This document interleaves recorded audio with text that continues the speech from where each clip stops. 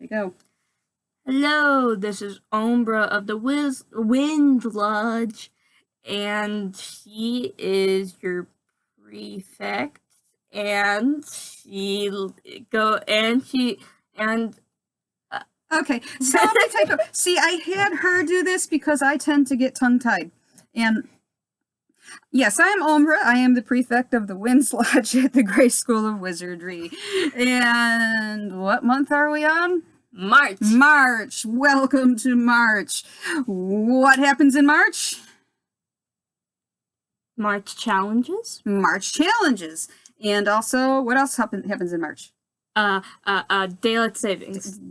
That happens too. Season. Spring. Spring, unless you live in Australia, and then it's winter. No. Fall, equinox. You know what equinox means? Equal day, equal night. Anyway, so yes, it's depending on where you live. It is either spring or autumn. So as you were mentioning, you challenges. Yes, at the beginning of the month, we bring you the monthly challenges. And so the challenges are for the Winds Lodge. So does that mean this is only of interest to Winds Lodge members? Yes. No, I hope not. So yes, Winds Lodge members, because I am the Winds Lodge prefect, I can only award you merits. I can't, if you're not in the Winds Lodge, I wish I could, but I can't. But I hope this will be of interest to you for a few reasons.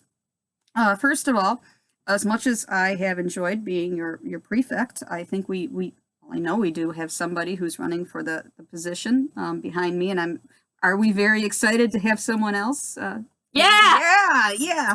Not that we have enjoyed this, haven't we? Yes, we have. But it's always so heartening to see other people excited about the lodge. And if you don't know, you know now, because I'm going to tell you, I am running for the position of school captain for the next term. You know what that means? If I win? More videos. More videos. She's excited.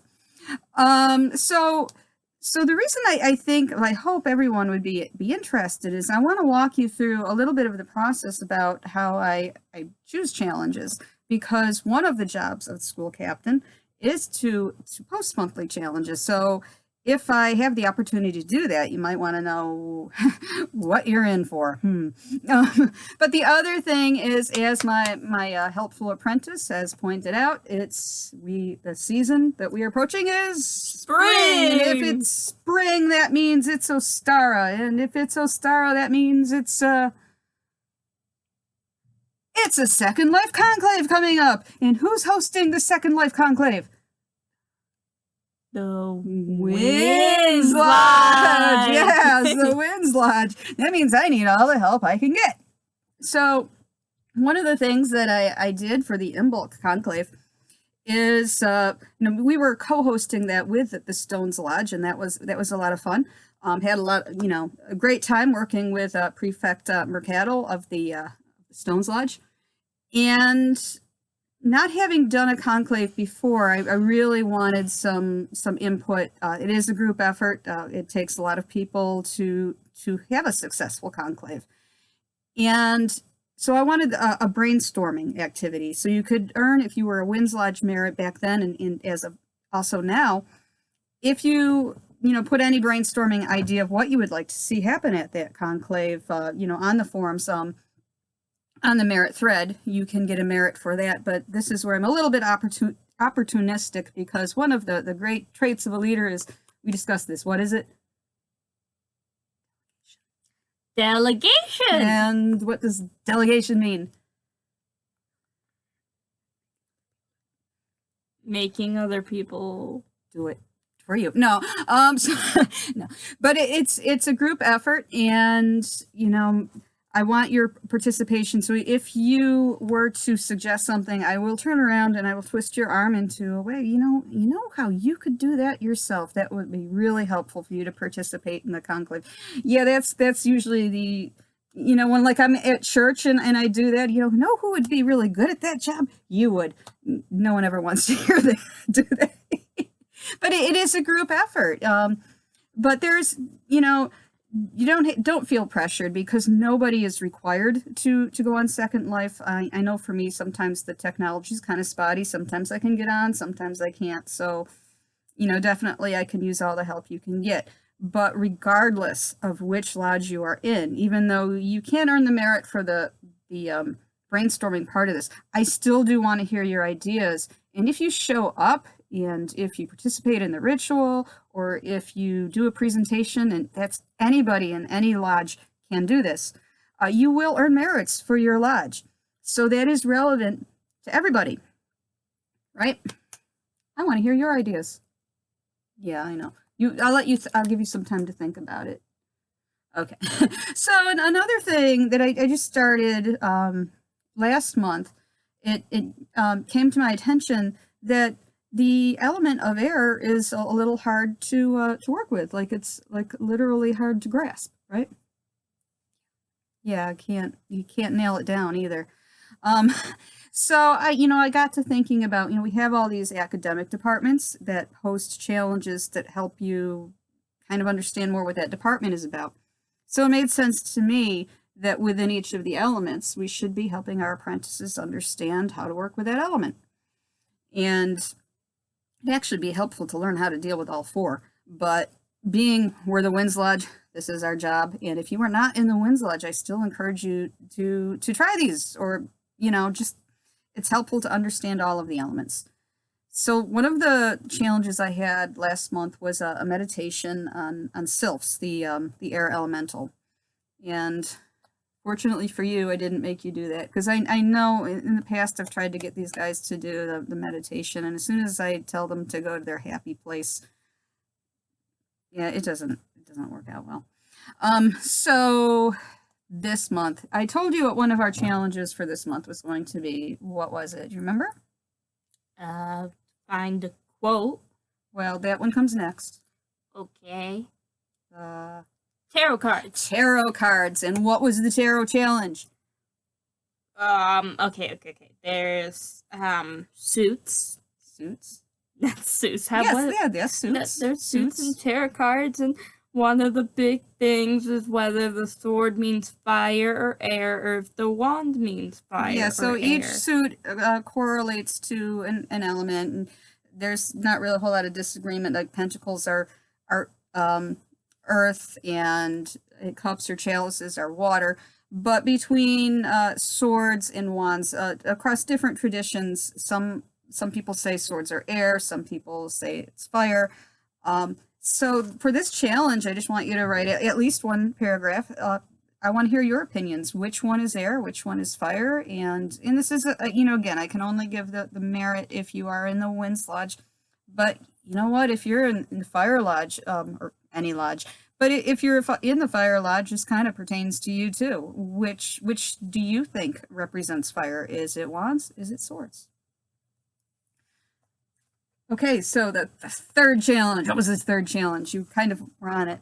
The quote. The quote. The wizardly quote. So last month, I had the challenge of come up with 4 somehow magically related people who were born under one of the air signs. It's Aquarius, Libra, and Gemini. In a previous take on this, I said in the third sign is, and she said Octopus. I don't know why either. I mean, if octopus were a sign, I think that would be probably a water sign. I don't know. It's the first word that popped in my head. Octopus. How does that sign grab you? No, it's not octopus. It's Gemini. So yeah, I said, come up with 3 people who have some kind of contribution to the field of magic or wizardry. And we had some really interesting contributions. So this month, I want you to come up with one wizardly quote from a person who's born under one of the air signs, and tell why that quote is important to you, what it means to you. So to kick things off, I chose one by Mahatma Gandhi, who is a Libra, or was a Libra. And the quote is, "Live as if you were to die tomorrow. learn as if you were to live forever. And the reason I like this is that the whole, like, live as if you were to die tomorrow, it's telling you not to take advantage of time and opportunity because you don't know how much of either of these two things you have left. So seize the moment. Don't waste time. You know, do the thing that you've got your heart set on doing. Tell the people you love that you love them. Don't waste time. Don't waste opportunities. And the whole, like, learn as if you were to live forever. Well, you know, you never know when what you learn is going to suddenly be important. You know, you don't want to find yourself lost in the middle of the woods and go, I wish I knew how to make fire. So knowledge is important. But, you know, I got to thinking more about that, and it's like, to me, in a way, knowledge is kind of an end unto itself. Like, just learning itself is fun. Like, even if I was going to die tomorrow, I still would probably want to keep on learning. And I had a minister that goes to my church. He's actually the minister of a different church, but he goes to my church. And I went to a workshop he was presenting, and he brought up this idea of immortality. And, you know, if you really were going to live forever, like forever, wouldn't you eventually get bored? And would that really be a reward or more of a punishment? And I got to thinking, well, I don't know, if knowledge is infinite, I don't think I would ever run out of things to do. Does that sound fair? Do you think knowledge is infinite? Yeah. Really? Can you elaborate on that? I mean, new species are discovered every month. New scientific breakthroughs. Yeah, and I think if you ran out of the species on this planet, there might be other planets. And I mean, if we're going to live forever, we could probably have the technology to build spaceships that could break the laws of time and space. Conceivably, I don't know, maybe we could or we couldn't. But yeah, so if knowledge is infinite, I mean, sure, immortality sounds pretty cool. In fact, I wrote about this on the forums. I'm less, you know, regarding mortality, I'm less concerned about what happens after we die than I am with whether I get all 2,000 books on my bookshelf read. Right?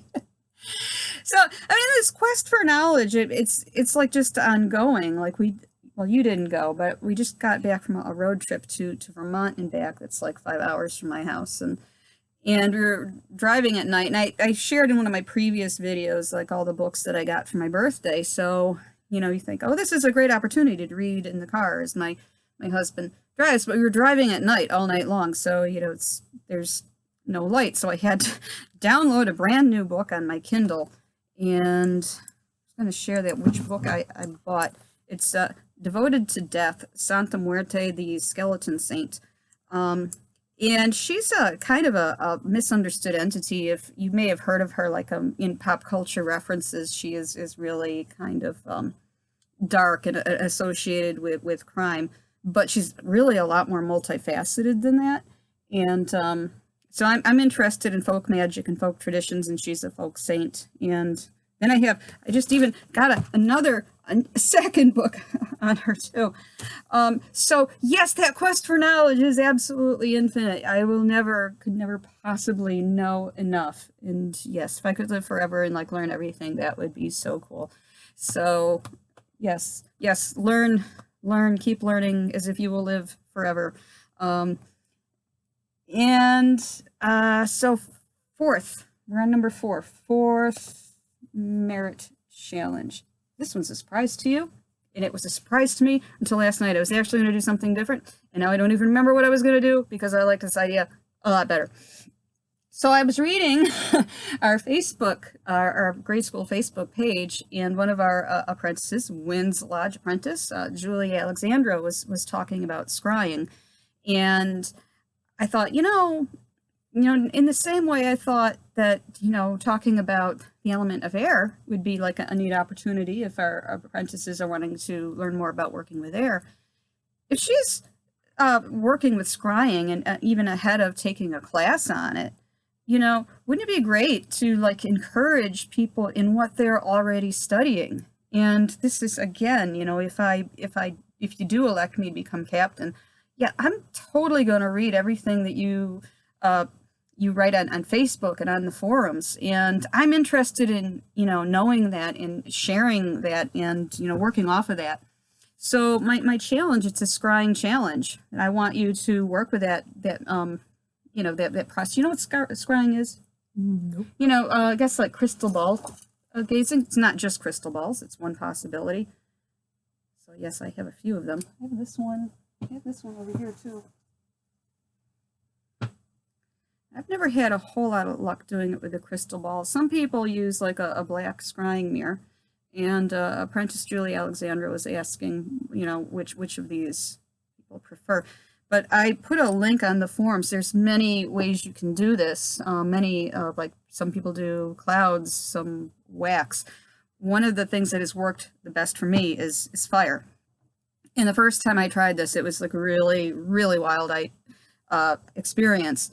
I actually had an encounter with salamanders. And yeah, not that kind of salamander. Salamander's it's a fire elemental. And it was so real, and I felt so connected to it. It was a little scary. And I'm not saying that like you necessarily have to be scared of fire elementals, but I think when we practice magic, we're not really fully prepared for how real it can be. So when you have this like, whoa, that like really happened, and it felt like, I could hear it breathing, and it was intense. And there was another, I took a workshop. It was it was in 2010. It was actually, both of these happened in 2010. How weird is that? Both of my experiences with the intense fire scrying. But the one I just told you about actually happened at a grade school conclave. It's in Western New York. And, plug for the Provost Kingsley's conclave coming up in July. Details on that are on the forums, because I don't remember them offhand. But that sounds like it's going to be an exciting time, too. But yeah, back in 2010, there was also this pagan festival. It's called Starwood. It's held every year. It's in the Wisteria campground. It's in, I think, Pomeroy, Ohio, if I'm not mistaken. But I went to this all-night trance workshop, and they led us through numerous exercises. We had to partner up, and but just by the light of the fire. So we're really looking into the fire for this particular scrying, but the fire was important to it. And you soften your gaze, and one of the ways I've suggested practicing that is through 3D stereograms. If you're not familiar with what those are, well, you could Google them, 3D stereogram. But I also put a link on the forums. But somehow by the firelight, this was, in the middle of the night, this was easier to do. So you sat across from your partner and you soften your gaze, and just by the weird lighting of the fire, their face would like morph into something totally different and like so real. It was astounding, like kind of scary. And we're supposed to share with our partner what we saw. So we did it with two different people. So my first partner, his face transformed this very ugly, old, like this huge ears and really, really ugly. And how do you tell a person, what did you see? And I'm like, I saw a very, very ugly person looking at you. You can't tell someone that, so can you? Like, that would really, how do you do that in a diplomatic fashion? I don't know. So I said, I don't know, I got nothing. And I felt like really bad about saying that, but I don't know how you would say, yeah, you look really ugly. I mean he didn't like in real life, but yeah, it was. So my second partner, I looked at their whole face like was like a snake head, like very vivid, like serpent. They changed into a serpent.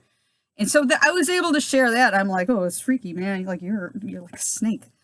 And then the facilitators for that said, it's really wild how this works, and people tend to get pretty profound results, and we don't have a freaking clue what it means. It's like, is it your imagination? Is it something out of your deep subconscious? Are you connecting with the nature spirit? What are you? They really don't know. And on the link I provided that is on the forums about scrying, it says, a lot of people associate it with seeing the future. It might not be the future. It might be something else that your attention is being called to. So that requires some interpretation. So for that merit, I say just, at least a paragraph on your experience with this. If you don't have a whole lot of luck, and or maybe you're like me, like seeing the ugly face on the old guys, like, hey, you want to censor this a little bit. Just put your best effort. These things take practice. You might not succeed your first time or even your 10th time, but do practice.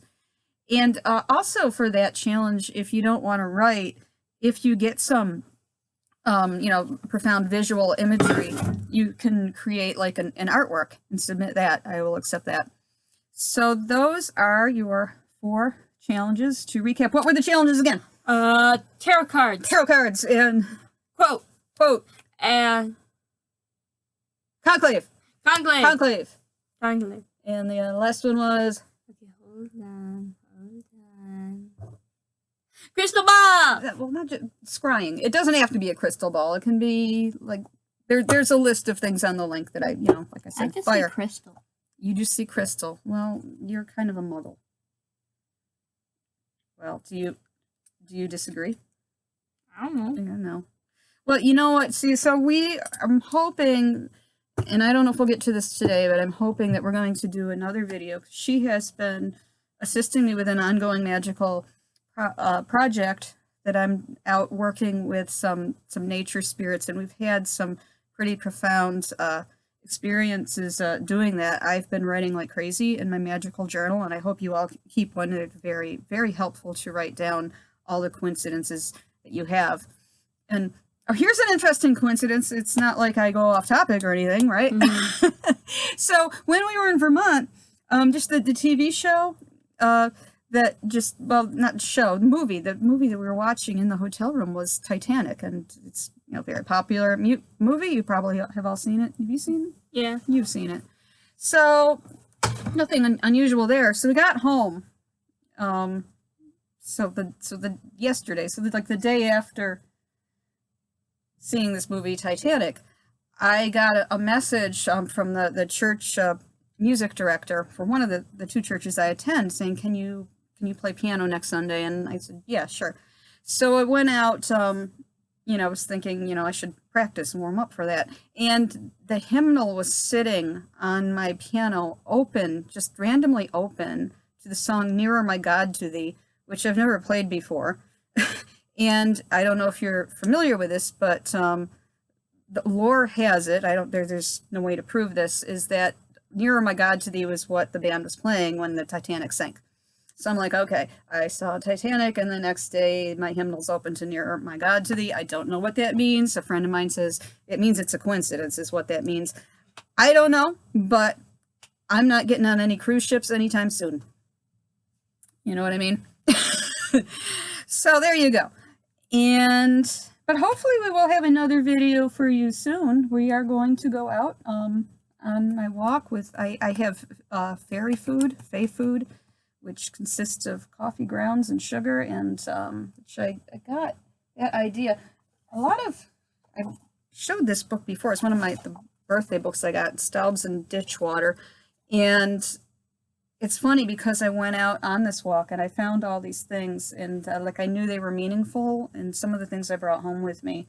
And it's like I felt like I'm supposed to have this, and I don't know why. And then I came home and I was reading this book, and it's talking about the things that I actually happen to collect, the things that were talking to me, saying, take this, you need this random fence post that is just lying there, you're meant to take. And that's, I don't know, she spells it Staubs. It's actually like Southern speak for Staub, Stoobs, which is it's a fence post, like a wooden stake.